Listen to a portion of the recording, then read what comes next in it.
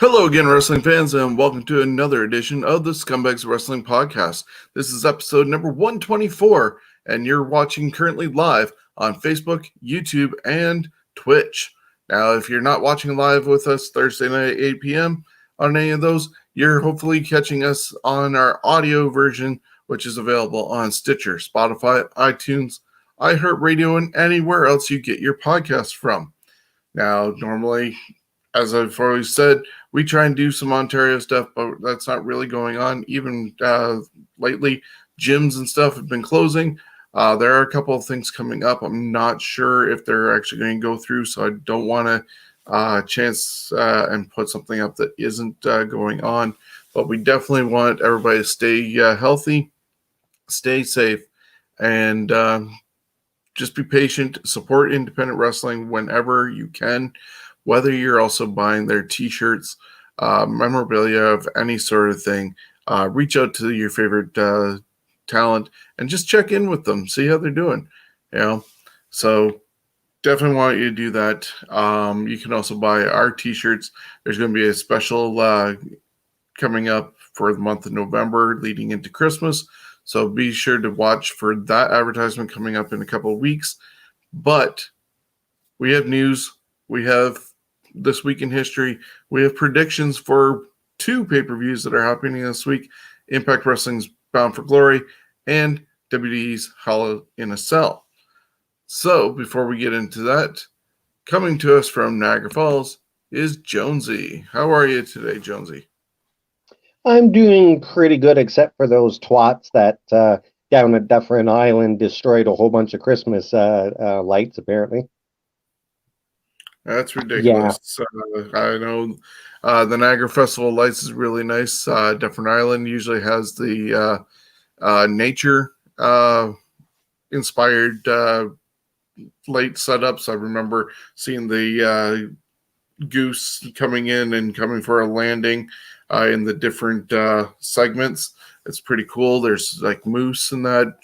Trees are wrapped in lights. I think the festival lights actually starts next month as well in November until January.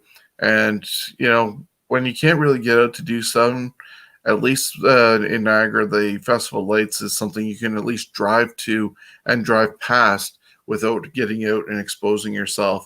You can listen to tunes, have anything in your car that you want, and it's a really nice time to get out and do something. So hopefully, and it's not that busy, especially at nighttime. I'd say from 8 o'clock on, I'll go down and have my wife drop me off back by where the oh, come on, I'm thinking of anyways, way past the horseshoe there, before the horseshoe as you're coming up to it.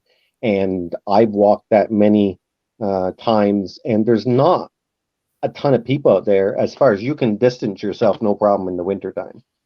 Yeah, so it's an amazing thing. I've been there a bunch of times when I was younger. I even did a couple times New Year's in the falls and to see the lights. So if you ever get a chance, here's a travel tip for you. If you can't get to independent wrestling shows, go check out Niagara Falls and the festival lights and anywhere else you can. It's a great thing to do.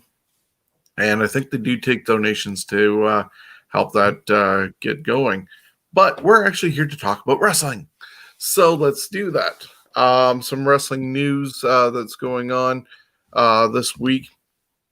Since Mustafa Ali revealed himself as the leader of Retribution, he's actually being harassed by fans on social media and even being called out for his culture, and that some tweets were calling him a terrorist, and that WWE doesn't need any anti-American crap.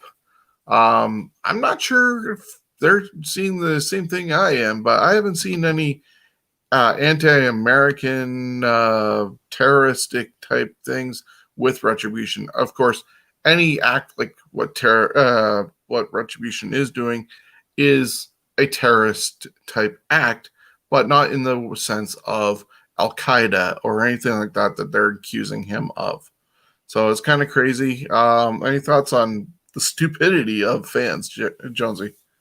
Um, People are offended over many things. They just take it too much out of context. It's in wrestling, folks. It's wrestling.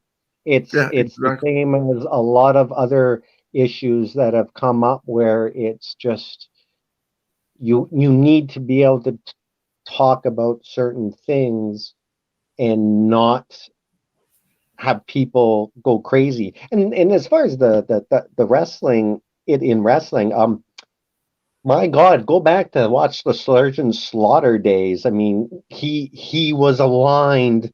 He kayfabe. He was aligned with Saddam Hussein. So I mean, come on, throw that at that person. I'd say, go watch this. Yeah, and they needed to get security for him and everything that way, and bulletproof vests for him to get out in the world. That's going extreme. Mustafa Ali, the guy is a former police officer, I believe, in the Chicago area. There's no way this guy is going to do terroristic things.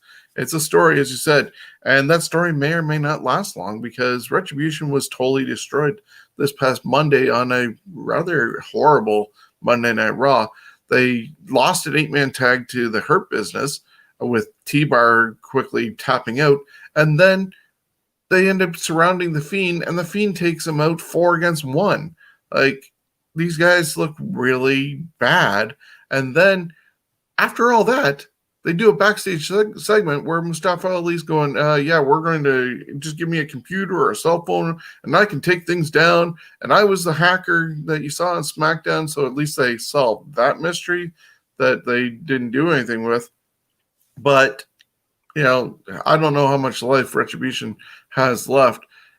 There was a little bit of hope when they put Ali there with them, but yeah, that seems to be gone as soon as they got destroyed in one thing, and also got put into the draft after also being given contracts. Meanwhile, they started trying to destroy the place. I love Bruce Pritchard, I love Vince McMahon, but oh my God, they need to figure something out and not. This whole on the fly booking is really annoying and pushing a lot of fans away. Not only just the fact that you can get so much of WWE on social media that you don't have to sit down and watch it, but those who want to watch it are getting pushed away by stupid storylines. That's why I join you in the show so I don't have to watch most of that crap. Yeah, because also on Raw this week, there was horrible bookings for Matt Riddle and Keith Lee. Both of them should be winning and looking good and credible, like they did on NXT, and yet they're jobbing out on the season premiere of Raw. The show also ended. It felt rather abruptly when they might have ran out of time or something because Randy Orton came out and locked himself into the Hell in the Cell to hype his match with Drew McIntyre this weekend. And no sooner did Drew McIntyre produce a set of bolt cutters to get into the cell, he cut the chain, walked in, and it stopped. We didn't see any confrontation between the two. And you hear Tom Phillips going that Drew McIntyre broke into hell. So I know a lot of people probably thought they were going to at least brawl and then go to dark. But did they run out of time? Bad booking? I don't know. Oh, why do they still use a chain to lock the doors and those things? You think by now they come up with those combo codes and they can make it look so much better. Like how about old friggin' a jail freaking cell look? And the Oh man, indestructible rubber that goes around bike locks that you can't clip. Something. you lock. Yeah, exactly. But no, they can break in. We'll see what happens. I'm going to talk about the 4 matches only that have been booked so far for this Sunday's pay-per-view. But continuing with some of the news, Lillian Garcia's podcast is coming to the WWE Network. She announced that on Monday. People thought she was going to do a return to WWE and be the ring announcer. I see Black Scorpion has come back. I'm not sure who you Excellent. are, and Oh, I'm pretty sure I know who the Black Scorpion is. we do hear you. Thank you for joining us as always. Maybe Jonesy will reveal who that is in a private chat, but yeah, Vince is also hoping to have Becky Lynch and Ronda Rousey back in the fold in time for WrestleMania. Becky's only just going to have their child in December or something like that. So that'll be a quick turnaround from becoming a mom and getting back into the ring. But they're hoping that she'll go against Ronda Rousey. Raw Underground is no more. It's all done, mostly due to COVID, I guess, because a lot of people were extras from NXT and stuff like that. And with COVID-19 going around, they don't want the two brands mixing and causing any more problems. So some of the guys like Dabo Kato, Raul Mendoza, and I forget the other guy's name at the moment, have been added to just the regular Raw roster. Even Big Jordan, who was the doorman at Raw Underground, is now backing AJ Styles. And so you got this huge 7-foot, whatever tall guy standing behind AJ Styles, who's just barely 6 feet. Roman Reigns' cousin, Lance, who currently works for Court Bauer's MLW, is looking to join his family in WWE when he is able to. I guess there had been talk about bringing him into WWE. He did one match one time with Shane McMahon, I believe, and Drew McIntyre in their feud with Roman, and basically got jobbed out. But there's a chance that Lance could come and help build more of the Samoan dynasty that looks to be eventually being built up for probably WrestleMania if The Rock can go against Roman. So Black Scorpion again is sending us some messages. Thank you, Black Scorpion. Ronda Rousey recently was seen training with Cowboy James Storm. It was just by chance. They were in the same place at the same time and decided to train together. People are wondering how long it is till she returns. As I said just a moment ago, Vince wants her back by WrestleMania and is hoping to have people in stands. They're going to still be in Tampa and make up what they did for last year, not being able to be at the Robert J. Stadium. I can't remember. It's where the Buccaneers play. Robert J., I believe it is. Anyways, there's also in conversation about James Storm coming in, and that's one of the reasons why he got released or got let go from NWA, so he joined WWE. So who knows when they're going to come into that. Chris Jericho had Andrew Yang on his podcast recently, and they talked about the independent contractor situation in WWE and how it's not fair for talent and all this other stuff. Andrew asked how the cons treat AEW superstars compared to WWE. And Jericho said that the difference between the two is the fact that WWE is still in the old carny style of the fact that people come and go and have nothing except for money being given to them, as opposed to AEW, where the Khan family own different sports league franchises, and they're treated like how the Jacksonville Jaguar athletes are. Jericho also complained about the fact that WWE can show his likeness on the network and anything that they want, but he doesn't get a single cent from that and thinks it's unfair. But, I don't know. That's sort of what people knew was going on. The network existed in a couple of Jericho's times coming back, so it wasn't a big surprise to him. Now, maybe some of the guys that were there before the transition maybe have a little complaint, but I know people were getting residual checks for videos and DVDs that got sold, and they get like 2 cents. Hey, cost And more to. hey, when AEW goes under and it's sold, their library is sold to WWE eventually. Then what's going to happen with Jericho? Because then they're going to show that.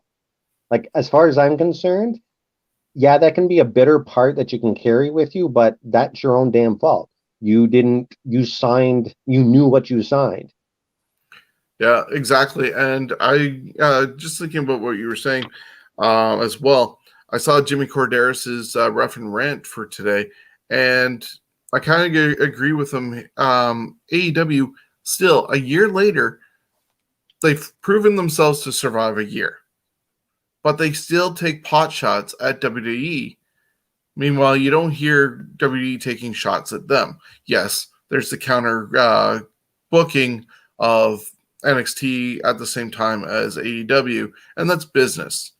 But you never hear WWE calling out AEW or any of their talent.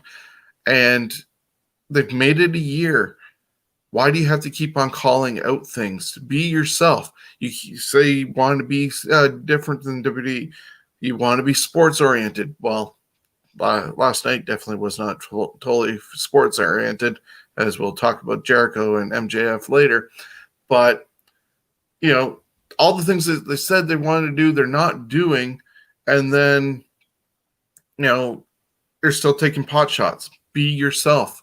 Do what you want to do and succeed on your own merit instead of riding somebody else's coattails, even if it's in a negative fashion. Anyways, back to from that rant to more news. The state of Florida is looking at why COVID-19 is not curving down in their state, and they're looking at about 15 different businesses that are active in the state. And 3 of those places include WWE locations, such as Full Sail University, the Capital Wrestling Center, also known as the Performance Center, formerly, and the Amway Center, where they're doing their other shows. And they're wondering why that's not curving, thinking that maybe they're responsible for it. WWE has responded saying that they're doing all the testing that they are required to do. Of course, it was like 3 or 4 months after COVID started that they started doing the testing, but they're now doing it, and they're saying that they are only getting like 1.5% of positive cases, as opposed to other places that are at least 5% for that. So they're finding cases, but they're not as high as some of the other places that, even though it's only 5%. So we'll have to see if WWE is believed on that, or if there'll be a deeper investigation into what's going on, and if they are part of the problem, or at least doing their part. WrestleVotes is claiming that this year's Survivor Series will be built around the Undertaker's 30th anniversary, because this 30 years ago in 1990 was when he appeared as the mystery partner for Ted DiBiase's team with Rhythm and Blues. And they're also going to be starting a 30 Days of Undertaker on the WWE Network, culminating in a documentary with the Brothers of Destruction, which then a week prior to that culmination, it's going to be released at a film festival to be seen there, then on the WWE Network. So they're definitely honoring a lot of Undertaker.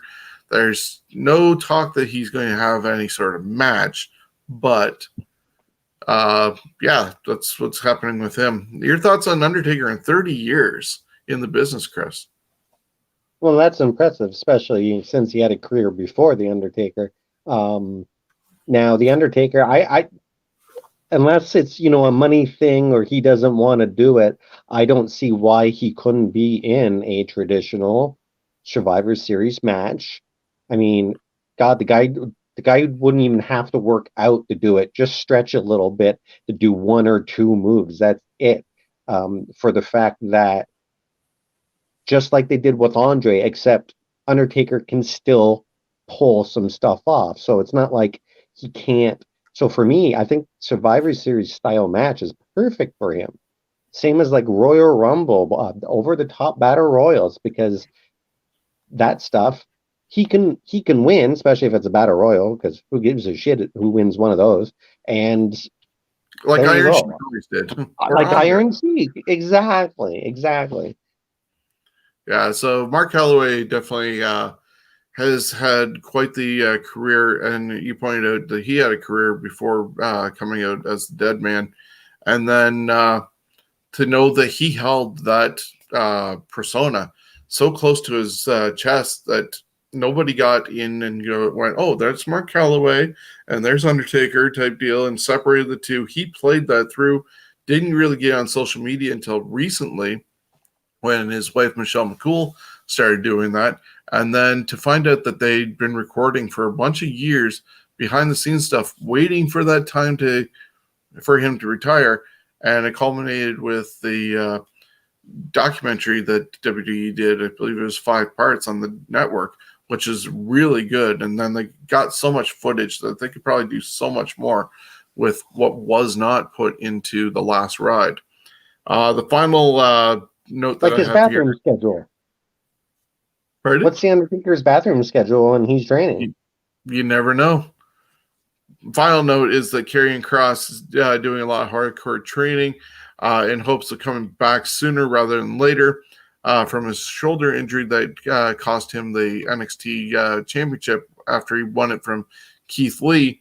And he's down in the islands with Scarlett Bordeaux, and he's doing like different things, more natural material and lifting, almost like a Rocky style from Rocky 4, where he was doing just axe like log cutting and stuff like that, which is not your typical way of training. Obviously, everybody goes to the gym and uses weights, but I saw one picture or one small clip of him with Scarlett and somebody else in like a basket, and he was pulling it down, like as I said, how Rocky 4 happened.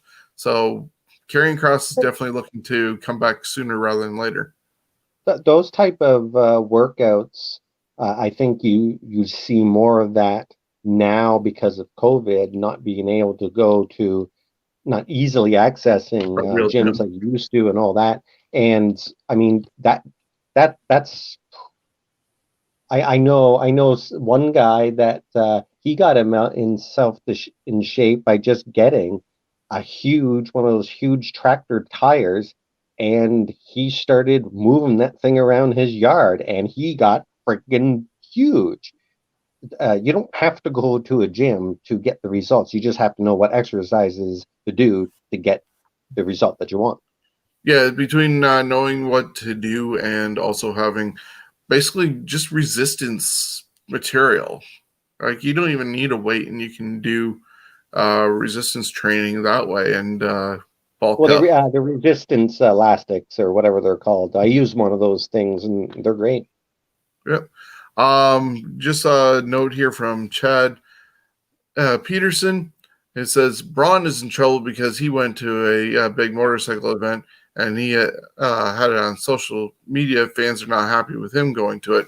I haven't heard about the Braun Strowman thing, Chad, but thank you for sharing that part. I know that Jericho went to Sturgis rally in August and got a lot of flack for that because Fozzy ended up playing that, and that's where WCW used to do Hog Wild and Road Wild, part of their pay-per-views there. But I'm not surprised if somebody like Braun Strowman has gone to some sort of motorcycle rally as well.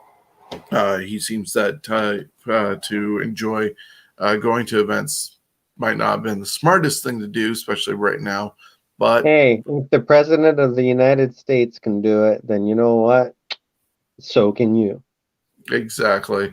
Uh, yeah, kind of an embarrassment there. He is.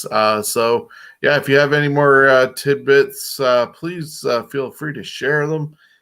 Anybody who's watching along, I thank you for joining us. You're watching us live on Facebook, YouTube, and Twitch right now. Plus, you can catch us anywhere on your social medias where you get your podcast from. So thank you for joining us. Send us a message. Let us know where you're listening or watching from right now. And now it's time to look at some of the things, especially that happened last night, because I don't really want to dive into Monday. I talked about how horrible some of that was. But last night, of course, the Wednesday Night Wars happened, and AEW had some big promos from Jon Moxley, Eddie Kingston, Taz, and Ricky Starks. So some of the highlights there. The Young Bucks are now the number one contenders for FTR after winning the four-way match that included Dark Order, Butcher and Blade, and Private Party.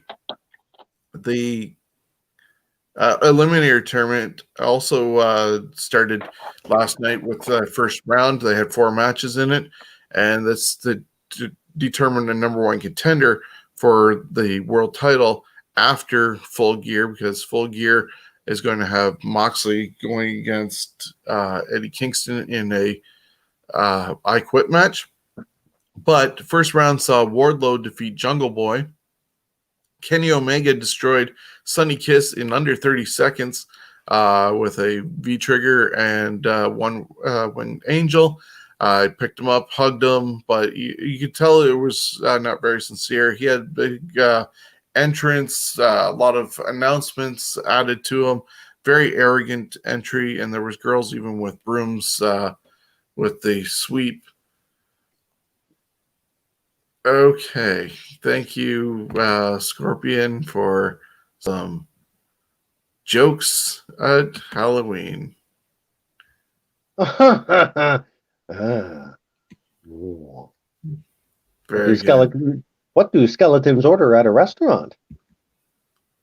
Spare ribs. So thank you. We'll continue with your comments along the way, but yeah, Kenny Omega destroyed Sonny Kiss. He's going back to the cleaner gimmick. It looks like it's about time because Kenny Omega for the first year in AEW has just been ridiculous.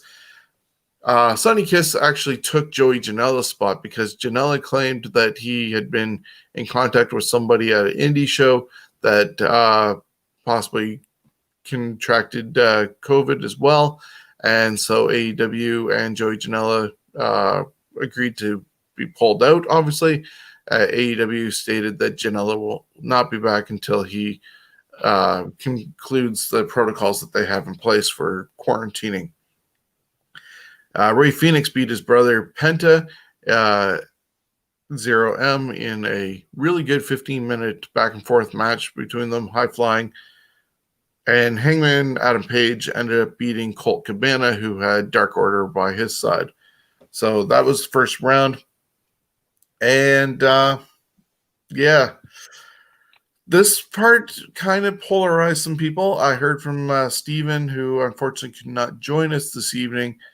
But I sent both Steven and Jonesy a clip of last night's MJF and Chris Jericho dinner debonair for their steak dinner. They were going back and forth, upping the ante on who could have a worse raw steak. Jericho ended up ordering his blue, and then they broke into song and had Jacksonville Jaguars dancing. It was Me and My Shadow. They were dancing back and forth. It was basically a very old school sort of feel for their song and dance that they did. And then it ended with them back at the table complaining about, oh my God, this steak is too rare for me to eat, and called for their waitress, whose real name was Velma, but MJF kept on calling Thelma. So you have to watch it to believe it. It's definitely sports entertainment. It's not your, hey, we're a sports-oriented show. Jonesy, what did you think of it? Because I know Steven hated it. Well, again, it depends how you're looking at it, because, I mean, if they want to be different, they achieve their goal, but it's kind of hard to take your wrestling seriously when you do that. However, well, this I is will still say, Jericho who did the mimosa match also with Orange Cassidy. Jericho is becoming a joke. I think he's having fun with it. As I will say that that clip was an A for me. I not as far as did it fit with what they're trying to perceive.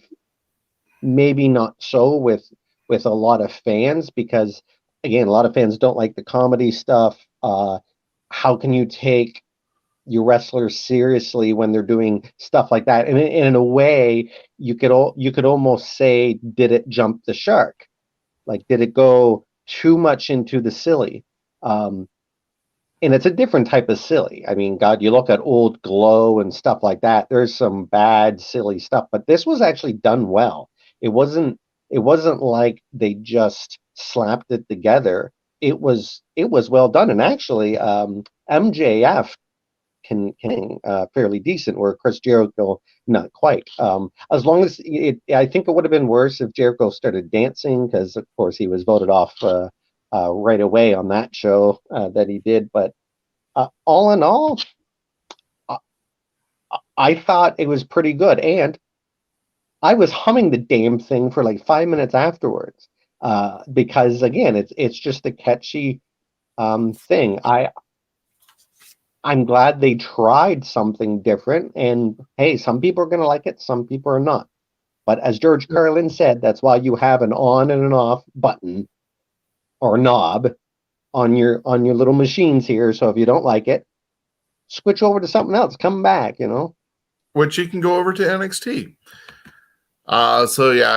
Chad Peterson also said that he saw Jericho and MJF, and it was so bad they were having dinner and fell asleep over the song and dance, and the steaks were just gross. So, Well, the steaks weren't actually blue; they were raw because yeah, blue is they're literally just slap, flip, slap, and it seared. didn't.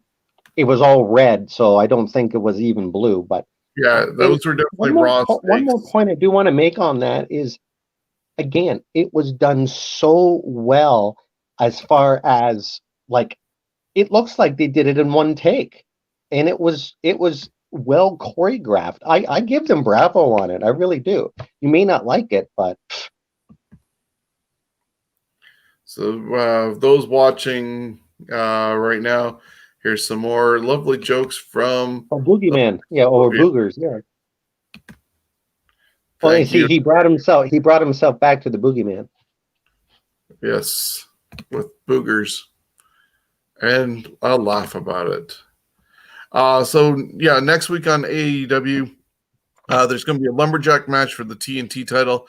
Cody's going to defend against Orange Cassidy. They went the limit 20 minutes last week, so now they're going to do it again with the winner facing off against Darby Allin at Full Gear.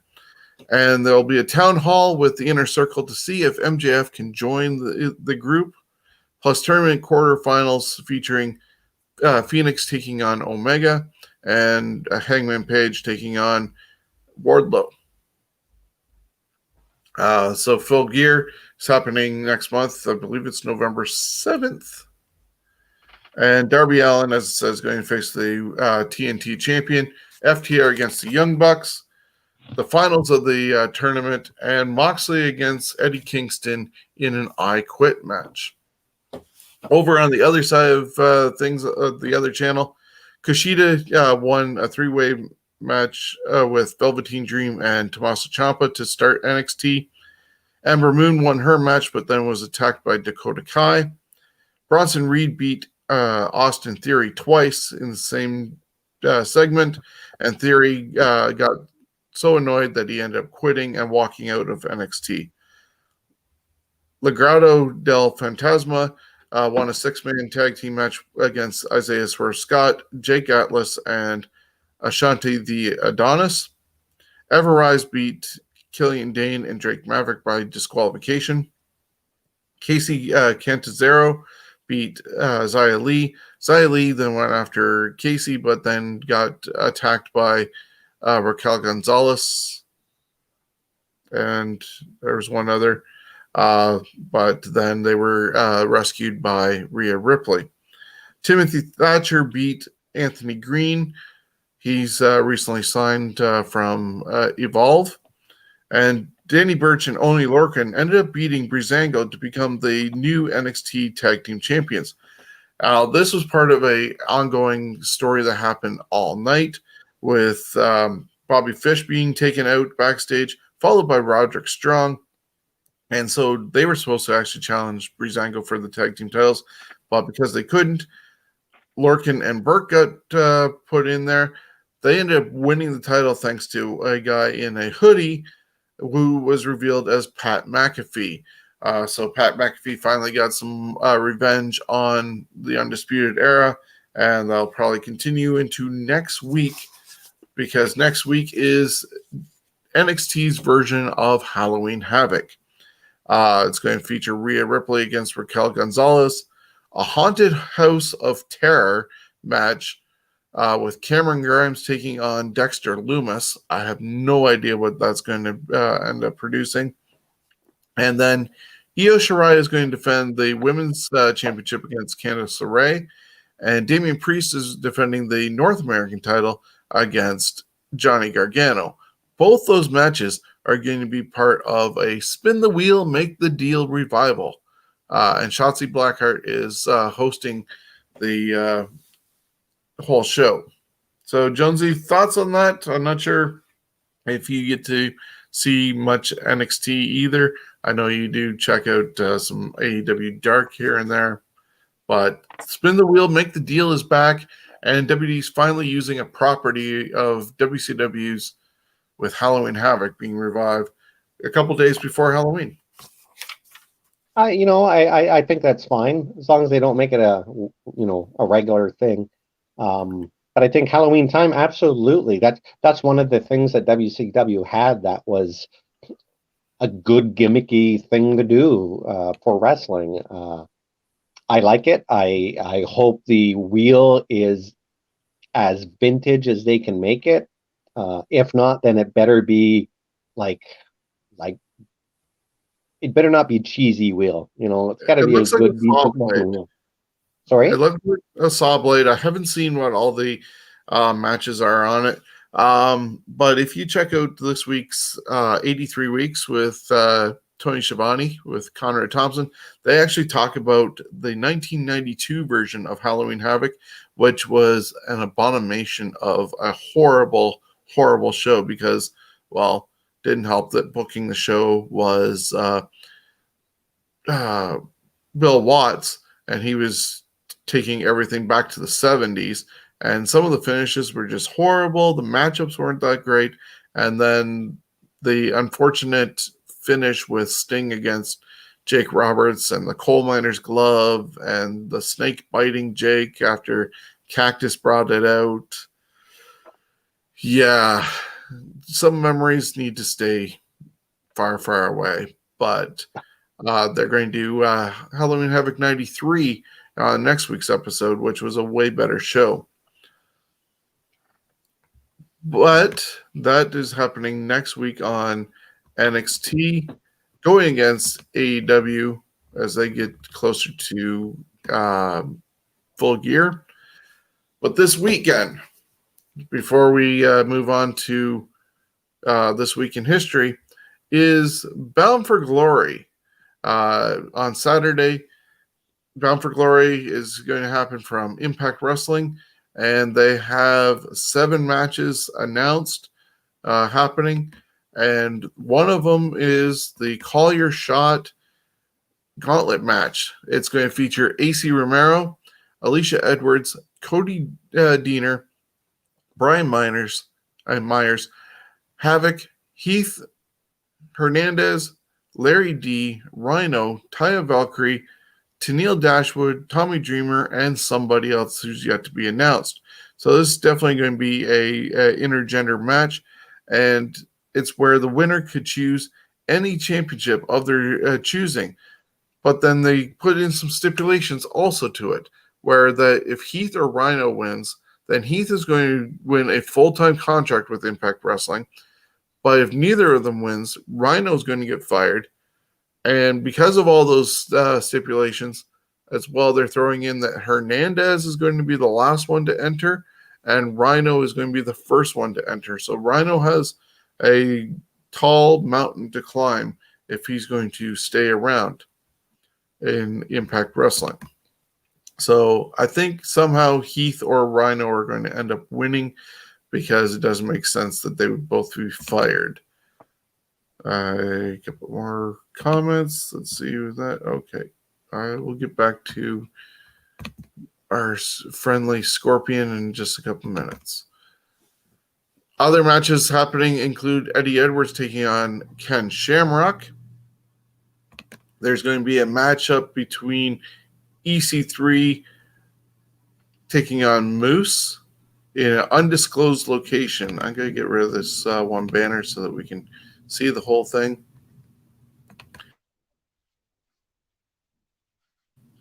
Excuse me, I just need to cough for a second.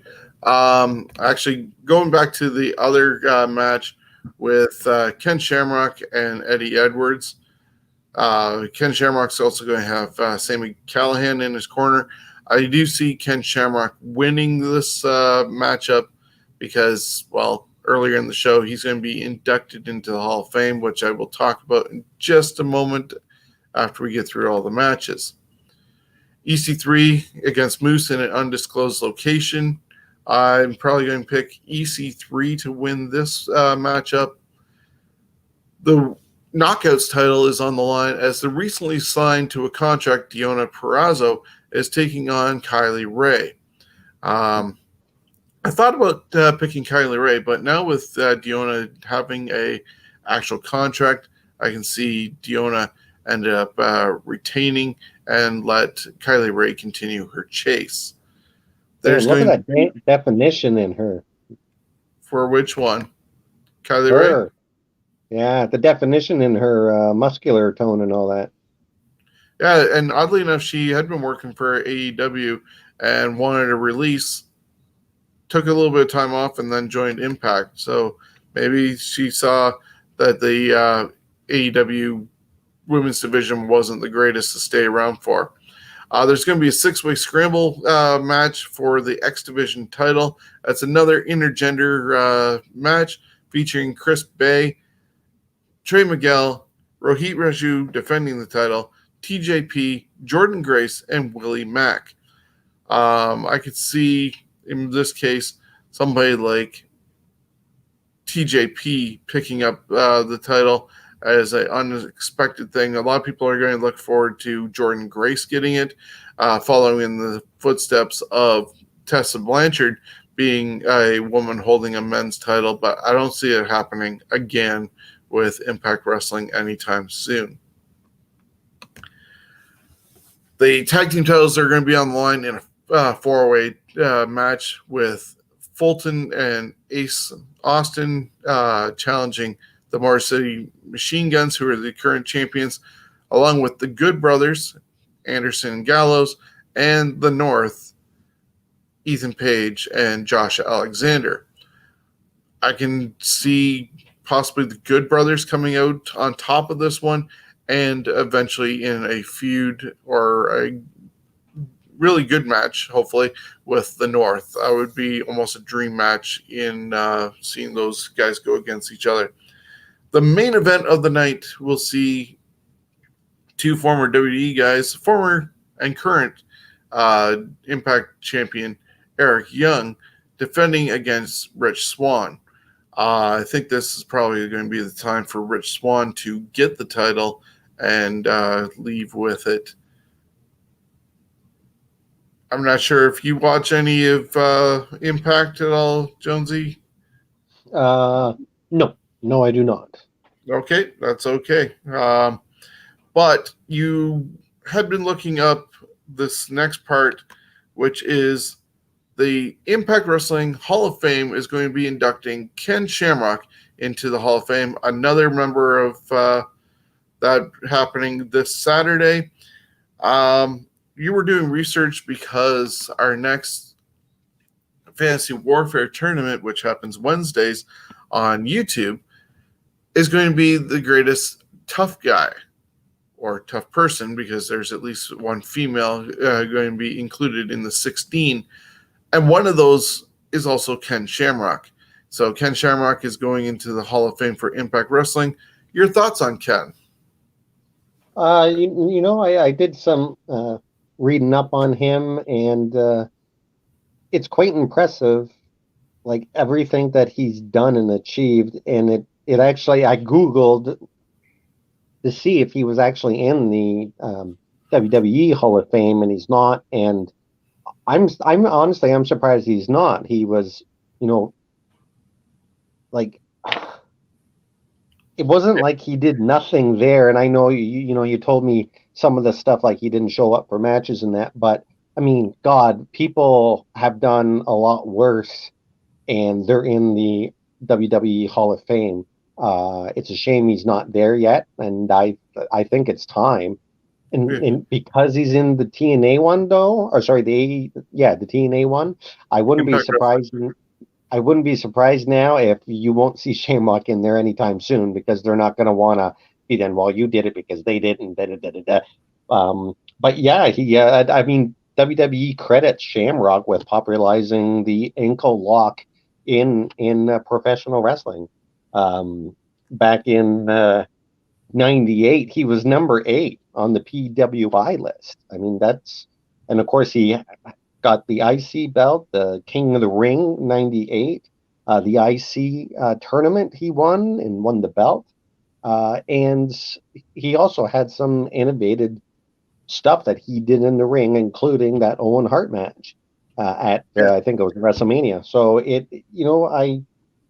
world's I was most just dangerous man. surprised he wasn't in there yet. When Coco Beware is in there, what the hell? Why isn't Shamrock in there?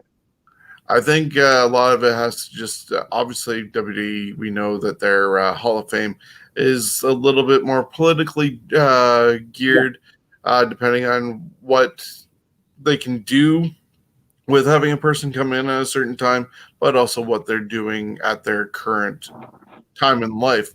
I do see Ken Shamrock getting into the Hall of Fame. He definitely deserves to be in the Impact Wrestling Hall of Fame for what he's doing currently, but he was also the first ever TNA NWA champion on their yes. very first episode when they were doing pay-per-views at their start of their whole existence. So definitely a reason why I'd put him in there. Um, if you listen to JR, Grill and JR, and Connor Thompson, that has been brought up a couple times why Shamrock is not in the Hall of Fame. And JR gives him a lot of praise for his work ethic and just his everything that he is and abilities. But then when they went to try and push him, there was times that he just didn't show up, and they're just like, no, we expect you to be here for this and that. And I think it was 3 times he no showed, and JR just said, no, sorry, we have to move forward with doing business, and you're not part of the equation if you can't commit to being here when you're needed. But congratulations to Ken Shamrock going into the Impact Wrestling Hall of Fame this Saturday. Then the following night, WWE is presenting Hell in a Cell. It's going to be on the WWE Network. Hopefully, it's going to be a short one because it's more of a B pay-per-view for them. But it's so much a B pay-per-view that they only have 4 matches officially scheduled, when normally you have about 7 to 8 matches, including your pre-show figured out. But I'm going to go through the 4 matches that we do have, and we'll start with Jeff Hardy taking on Elias. Elias had a concert the other day on Monday Night Raw. He has new album dropping, I believe, this Monday, probably on any of your music outlets like Spotify and iHeartRadio, or anywhere else you get your music from, iTunes. And Jeff had been hit over the head with a guitar on SmackDown by Elias, and now they're continuing it over on Raw. And after the concert was done, Jeff Hardy went after Elias and missed him with a electric guitar, but Elias is still blaming Jeff for running him down on SmackDown, where it was proved that it wasn't Jeff, but it was somebody with red hair that did it, and that's how Jeff ended up out of the Intercontinental title tournament. And so that was his feud with Sheamus, going back to his addictions issue. So somehow Elias didn't get the message that Jeff didn't do it, for starters, and they're hopefully going to solve who did do it eventually. But at the same time, that would make Elias a babyface when they do. So I don't know if they want Elias as a fan favorite or a heel, because they were doing cheers and piping that in during the concert for a guy who's supposed to be a heel. So I don't even know if they know what they want to do with Elias, except for there's talk that he's going to be one of the top guys going forward on Raw. I'm picking Elias. Jonesy, you have something to say. I do. I'm looking at the picture of Elias, and he kind of looks cross between Billy Jack Haynes and the Macho Man Randy Savage. Yeah, pretty much. But at the same time, he's got like a honky tonk man sort of thing with actual album. So yeah, he's a mixture of a whole lot of people.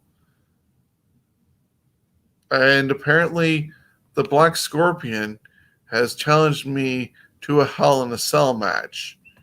I am there. That could be interesting. But there is going to be 3 Hell in a Cell matches this Sunday, including the SmackDown Women's Championship on the line, as Bayley, who just became the longest reigning total combined dates champion of all time, next to Fabulous Moolah. She's nearing almost 1,000 days with a title in her whole career.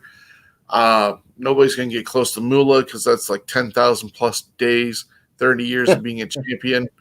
But she's done it with less title reigns than Charlotte Flair and has more days as a champion than Charlotte.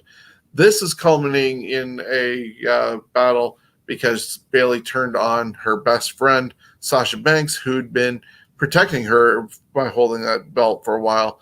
And oddly enough, WWE Network had did a special talking about their Iron Woman match that they had where Bayley ended up beating Sasha for the title in NXT. This time, I think it's going to be Sasha with 3 times the experience in the Hell in a Cell, taking the title off of Bayley. Then, as I said, how Monday Night Raw ended, Hell in a Cell for the WWE Championship with Drew McIntyre defending against Randy Orton. Personally, I would love to see Drew McIntyre continue as champion, but Randy Orton said this is going to continue until he gets the title. And this is like their 4th pay-per-view event doing this since SummerSlam.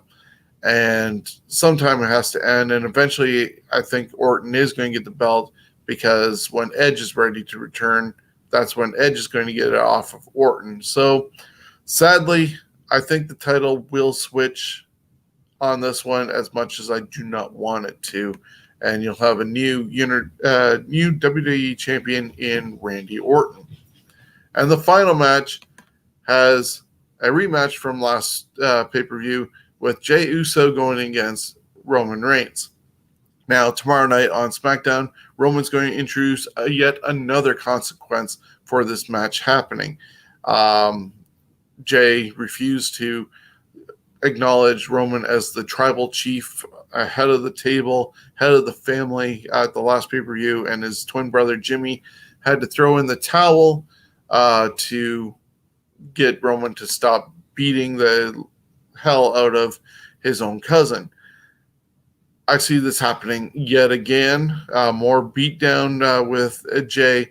Possibly the final consequence, because this is going to be an I quit match, because Jey did not say he quit and acknowledge Roman as a tribal chief of the family. So he's going to beat him until Jey does. So unfortunately, Jey probably will say it this time, But the other stipulation is probably going to be that Jay is then subservient to Roman and probably even Jimmy when Jimmy comes back from his injury. And this is going to start the build of the Samoan dynasty in WWE, managed by Paul Heyman. So that's happening this Sunday. Hell in a Cell on WWE Network. The day before, Bound for Glory, Impact Wrestling, the Saturday, wherever you get your pay-per-views from.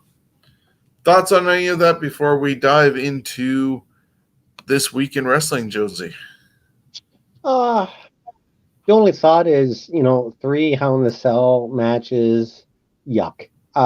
You know what? The Hell in the Cell was fine when, Mick Foley did it and when they did the first, 3 or 4 of them. But after that, I'd rather just see a regular freaking cage match. The Hell in the Cell really doesn't make a whole hell of a lot of sense. Why you would put up that huge structure when you can just put a freaking regular cage up? Well, they get the extra space on the floor. Hoop-de freaking do. They don't do much.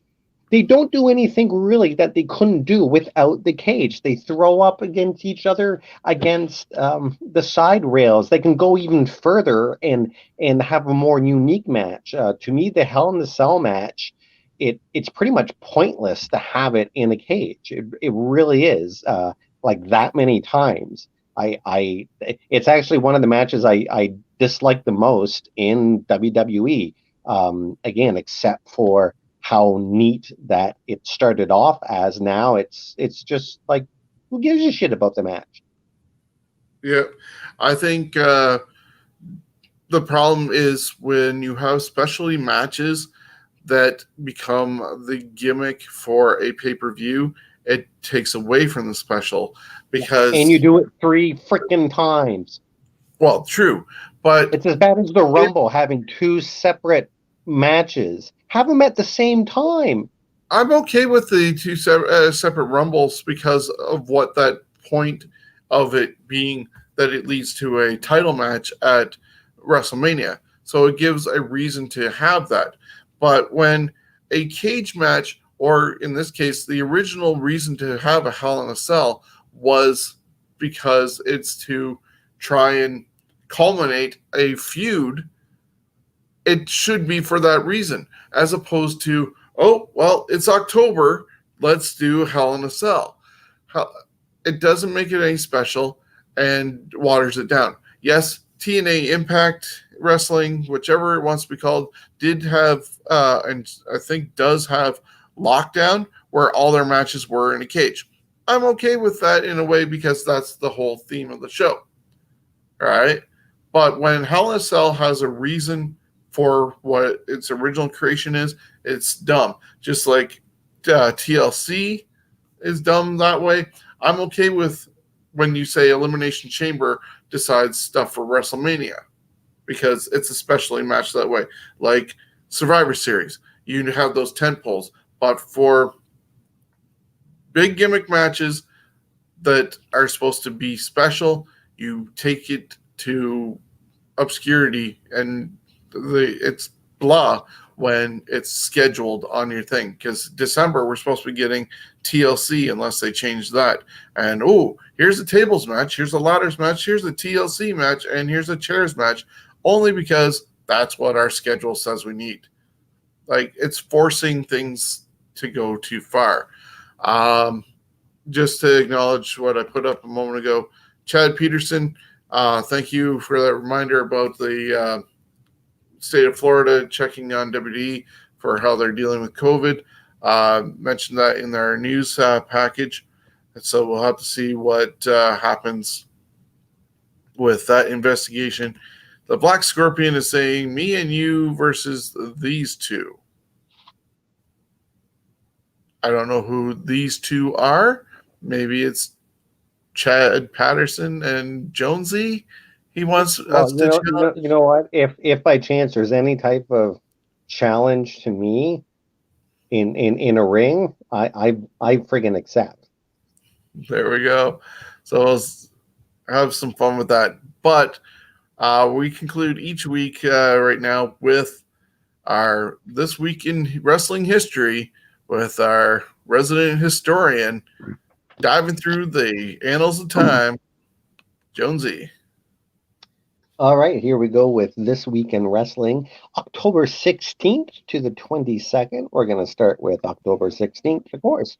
33 years ago in Kansas City, the Sheepherders, Butch and Luke, defeated the Lightning Express, Brad Armstrong and Tim Horner, to win the UWF Bill Watts version of the Tag Team Championship and would be the tag champion for that Bill Watts version. Jim Crockett bought out that. There we go. 32 years ago in Providence, Rhode Island, Ted DiBiase won the 1988 King of the Ring tournament, defeating then WWF champion Macho Man Savage, which I actually didn't know that he had a win over Macho Man Savage in 88. 23 years ago in Queens, New York, Bam Bam Bigelow defeated Douglas to win the ECW World Heavyweight Champion. 20 years ago on Raw is War from Detroit, William Regal defeated Al Snow to win the European Championship. 16 years ago today, Stuart Edward Stu Hart passed away from a stroke. He was 88. Of course, he was the father, Bret Hart, and Hart wrestling lore. Did you know young Stu lived in a tent with his family? They lived off the land and wrestling Wild Forest game for food. No, I didn't correct, but anyway. Interesting. Sorry? Interesting. Oh, well, he liked them with his slingshot, just like the badass he was. Because his daddy got arrested for not paying taxes, which was true. IRS was around before Rotundo suited up. He began his wrestling career in Edmonton with the YMCA in 29. He played for the CFL's Edmonton Eskimos. During this time with the Canadian Navy, director of athletics, he was introduced to pro wrestling. He started wrestling bears and a tiger, and soon after formed Stampede Wrestling and buying a big mansion in the Pacific Heights area of Calgary, where the Hart's famous Dudley born. He married Helen Hart, and his life was over.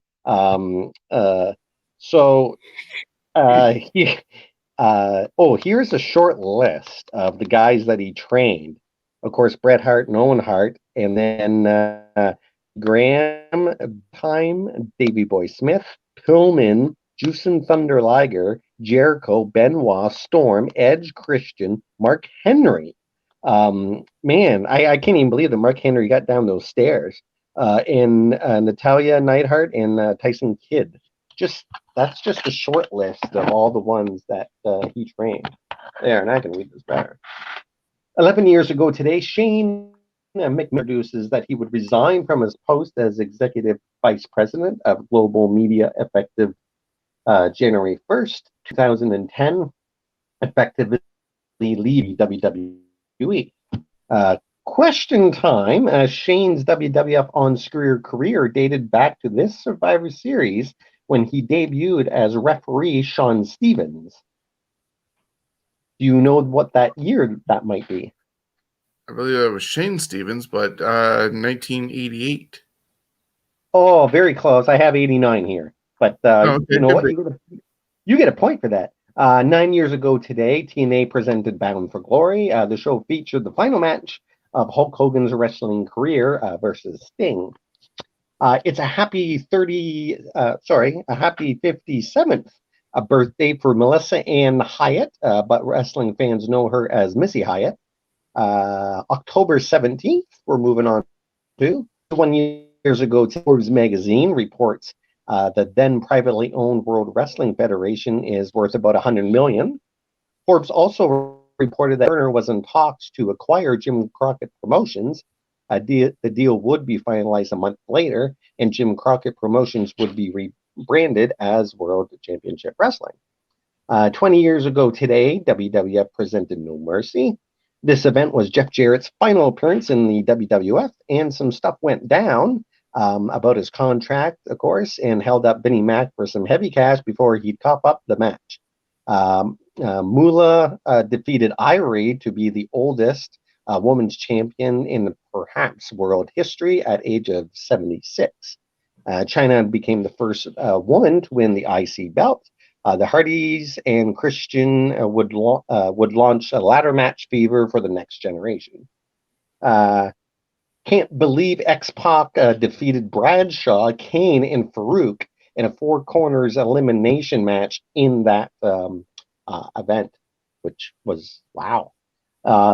It's a happy 58th birthday for Stephen Douglas McMichael, known more famously as Steve Mongo McMichael. I'm not going through his bio. He sucked as a wrestler, commentator, but was a great footballer and appeared at WrestleMania before he set foot in WCW. And there's a wonderful blooper reel of his. He is a wonderful blooper reel, and I'm telling you, that is one of the greatest things I have watched in a long time, just showing how bad he was. However, his expressions and how he and everyone else continued on with it, it was pretty fun to watch, especially with the music that's in the background. But I can't believe he was a horseman. Like fuck, Steven Regal would have been so much better than him. I don't know why they did that. He must have had something on somebody. So October 18th, we're moving on to 23 years ago today in Philadelphia, Pennsylvania. The FBI, Little Guido and Tracy Smothers, defeated the Gangstonators, John Kronos and New Jack to win the ECW World Tag Team Championship. 21 years ago today on Nitro, the Filthy Animals, Conan and Rey Mysterio Jr., defeated Harlem Heat, Booker T, and Stevie Ray to win the WCW World Tag Team Championship. And this was the first for WCW under new head writers Vince Russo and Ed Ferreira, and they'd sink the ship Vinnie Mac. 15 years ago today, at a SmackDown taping, Booker T defeated Chris Benoit to win the WWE United States Championship. And it's a happy 57th birthday for John Smith, though he wrestles by a different name, Simon Gotch, part of the NXT Vaudevillains in Aiden English. And it's also a happy 61st birthday to John Nord, trained by Eddie Sharkey. Nord had stops in Midwestern Wrestling, the American Wrestling Association, World Class Championship Wrestling, and Pacific Northwest Wrestling before landing in the WWF in 91. Yes, exactly. Initially called the Viking, Nord became the Berserker, a savage wrestler who would preferably win matches by throwing their opponent over the top rope for a count out while shouting, "Huss, huss." Yes, this was done as a tribute to Bruiser Brody. Note, he won. This guy actually won. John won a 40-man battle royal prime time wrestling. So, they did give him a win, a big win. Wow. After retiring from wrestling in 2002, Nord went to work at his brother's auto dealership, Northeast Motors in Hilltop, Minnesota. Check him out. October 19th, 35 years ago today, in San Juan, Puerto Rico, Carlos Colon defeated Abdullah the Butcher to win the WWC Universal Heavyweight Championship. 19 years ago today in Yokohama, Japan, Vader and Too Cold Scorpio defeated Jun Akiyama and Akitoshi Sato in a tournament final to be crowned the first pro wrestling Noah GHC tag team champions. 17 years ago today, WWE presented No Mercy in Baltimore, Maryland. One of the show's featured bouts was a father-daughter I Quit match, Vince against his baby girl. Intergender matches at the time were forbidden under Maryland state athletic commission rule. The WWE paid the fine in advance to have the match go on as planned. WWE presented Taboo Tuesday, the first pay-per-view in WWE history where match stipulations and opponents were determined by a fan vote.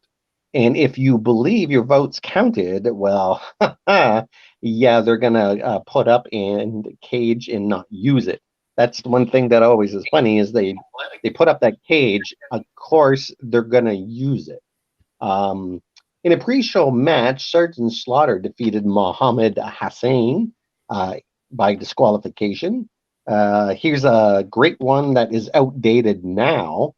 A bunch of the lady wrestlers were in a fulfill your fantasy battle royal to retain the WWE Women's Championship. The ladies all wore schoolgirl outfits, as decided by 53% of the vote. The others were French maid, 30%, and nurse's uniform at 17%. And this is why I hated female wrestling. I used this time for bathroom breaks. If I wanted porn, I'd shuffle through the apartment building trash for some porn. And that's a true story. I have found porn in the garbage heap at an apartment building I lived at, and I worked at the apartment building, so that's why I kind of seen it in there. I wasn't really looking for this stuff, but after that, I was. Randy Orton defeated Ric Flair in a steel cage match. The steel cage was the runaway fan choice for stipulation, with 68%, followed by falls count anywhere with 20%, and submission match 12%. See, with those stipulations, of course the cage is going to win. I mean, like against a falls count in a submission match, yeah, of course I want to see the cage. Well, they set 16, things up geared to the vote. yeah, and I know sometimes they'll put up a cage and you don't actually see it used on TV except for lowering it down and maybe a little tussle, and then they'll have an actual match in that cage for a dark.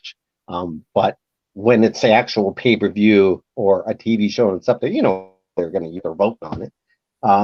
16 years ago, Michael Hagstrand, best known to his many fans as Road Warrior Hawk, died of a sudden heart attack in his home in Indiana Rocks Head, Florida. He was 46.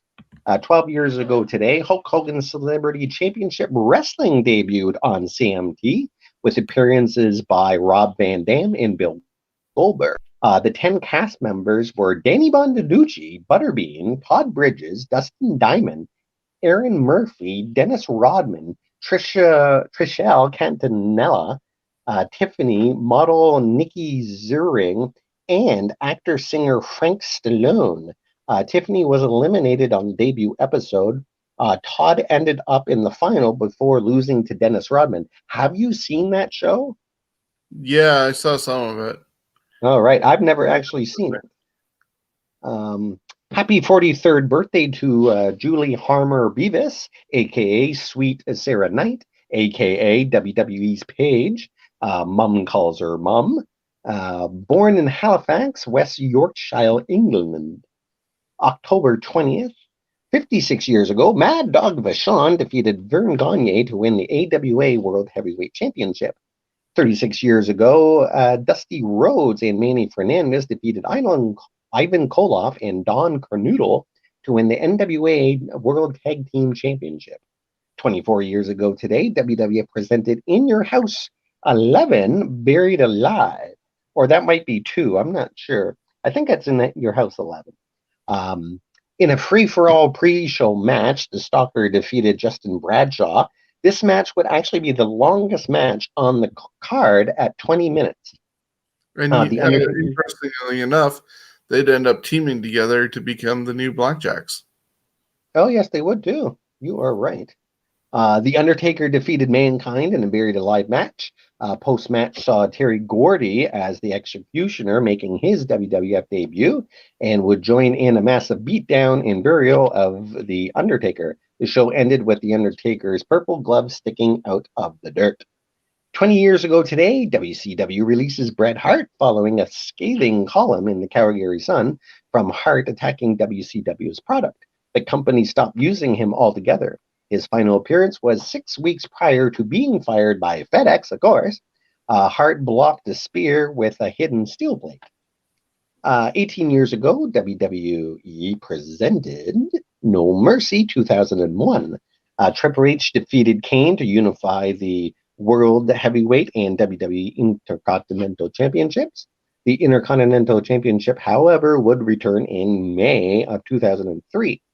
Kurt Angle, Chris Benoit defeated Rey Mysterio and Edge to win the WWE first ever SmackDown Tag Team Championships. Brock Lesnar defeated The Undertaker in a Hell in a Cell match to retain the WWE Championship. 17 years ago today on Raw, the Dudley Boys defeated La Resistance, Rene Dupree, and Rob Conway to retain the World Tag Team Championship. They would win the Doomsday device, a tribute to one half of the famed tag team Road Warriors, Michael Road Warrior Hawk Hagstrand, who died one day earlier. 13 years ago today at UFC 77 in Cincinnati, Ohio, Brock Lesnar was spotted in the front row and was introduced as UFC's newest signee. He would win the UFC Heavyweight Championship in his third bout by defeating Randy Couture. That's better. And it's a happy 62nd birthday for Scott and something.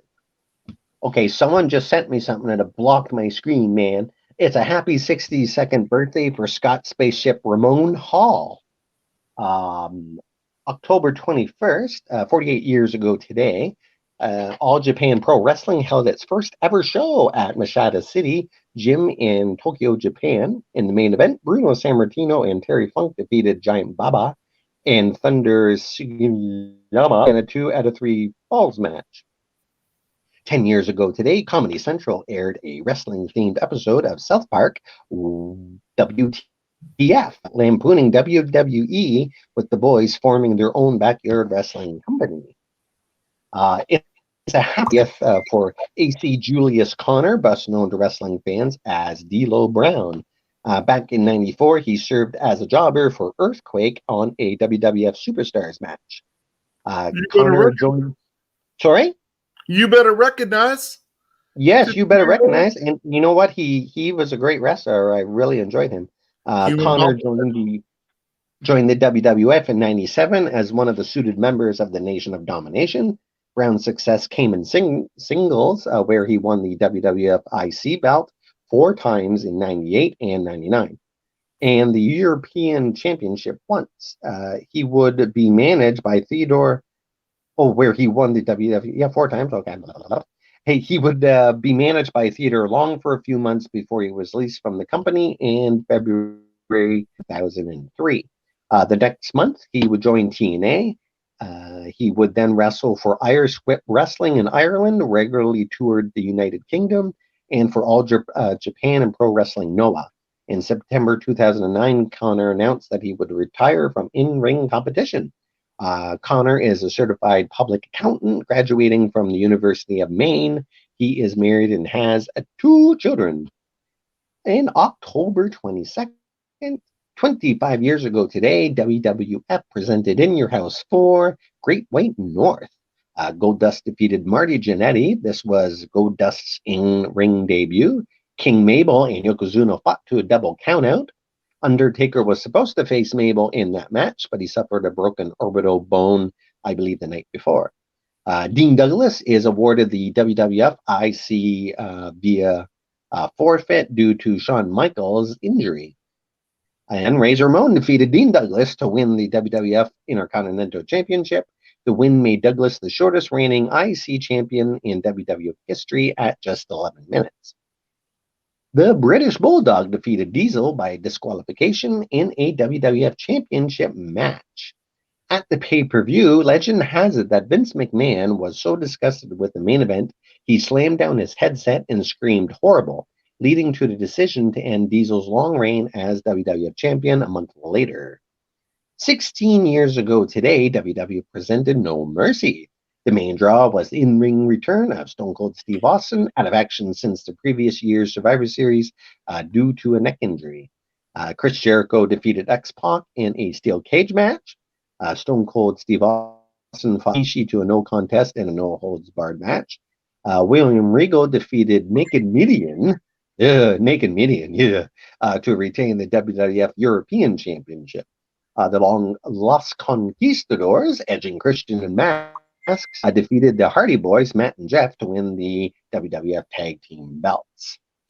19 years ago on Raw from Kansas City, Missouri, four championships changed hands, including 3 title changes in consecutive matches. Tajiri defeated Billy Kidman to win the WCW Cruiserweight Championship. Kurt Angle defeated Rhino to win the WCW US belt.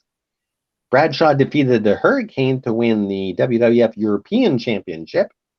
Chris Jericho and The Rock defeated the Dudley Boys to win the WWE Team Championship. And the only one not to lose their belt on that, I believe, was RVD. 10 years ago today, TNA presented Bound for Glory. This was Kurt Angle's pay-per-view. Samoa Joe defeated Abyss, Brother Runt, and Raven in the Monsters Ball match. Jake Roberts was the special guest referee. Chris Sabin defeated Senshi to win the TNA X Division Championship. Latin American Exchange, Hernandez and Homicide defeated AJ Styles and Christopher Daniels. Six sides of steel cage match to win the NWA World Tag Team Championship. Sting defeated Jeff Jarrett to win the NWA World Heavyweight Championship. Kurt Angle was a special enforcer. Had Sting lost, he would have been forced to retire. Ooh, got big. Sorry, I'm having a technical difficulty with my fire. It doesn't like what I just did. There we go. 13 years ago today on Raw, Beth Phoenix defeated Candice Michelle to nothing in a best of 3 falls matches to retain the WWE Women's Championship. The match had a rushed ending when Candice broke her clavicle when Beth ran the ropes, knocking Candice off in falling forward position. In her first match back in March, her clavicle is essentially shattered when it's broken in 4 places, taking a scheduled match at WrestleMania. And Candice was released that summer. That's too bad that happened to her. It's a happy 78th birthday to the WWF's first Triple Crown champion, Pedro Morales. Born in Cuba. Yeah, sure. I don't know if I'm pronouncing that right. I don't think it's Cuba. It's Culebra for you out there. Pedro Rico, to a large family. His mother's side alone had nearly 100 cousins. And I think that's all. So that is it for this week in wrestling. Lots of great stuff in there. Excellent. Well, thank you once again for running all that down, looking through all the history, a lot of things we didn't know, some great superstars celebrating birthdays, 50 years old for both D'Lo Brown and Chavo Guerrero this week. Scott Hall has made it to another birthday, thankfully. Just a lot of history. I know we talked about it off air that I'm going to start putting up a little bit of graphics for people to follow along with so they can see the match cards or whatever we come up with to follow along with your This Week in History. But yeah, thank you once again for diving into that. And yeah, just a reminder that this weekend is Bound for Glory, Saturday, wherever you get your pay-per-view from. Headlined by Rich Swann challenging for the championship against Eric Young. And over on WWE Network on Sunday, 3 Hell in a Cell matches, 3 different titles on the line, and it's Hell in a Cell weekend. So a lot of things to look forward to. I think there's a bunch of other cards, including some UFC going on. So I think the weather's not going to be that great in this area. Stay in, stay warm, stay safe, and be entertained. And don't forget that you can watch the U.S. presidential debate, which is on right now. Yeah, we'll be getting off and seeing how much of a train wreck that is. Probably people will be looking to see how many times the mute button is used. But yeah, so that concludes this week. As you see down at the bottom, how to get in touch with us. definitely email me at scumbagswrestling@gmail.com. We're available on Instagram, Twitter, Twitch, because you're watching this live on Twitch, and mostly interactive. The best way to get in touch with us is through our Facebook account and group. So definitely contact us that way. Buy one of our t-shirts. It's a wonderful design, comic book design featuring 22 stars of the independent wrestling scene. $30 for the shirt, $15 for an 11x17 poster, and all the money that's raised from this campaign is going to go to Children's Sick Kids Hospital in Toronto, part of Steven's Wrestling Journey, and Curie Malformation Research.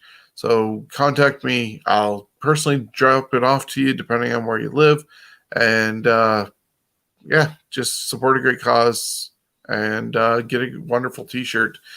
Support independent wrestling, and join Jonesy and myself and Chris Maloney Wednesday nights for Fantasy Warfare Tournament.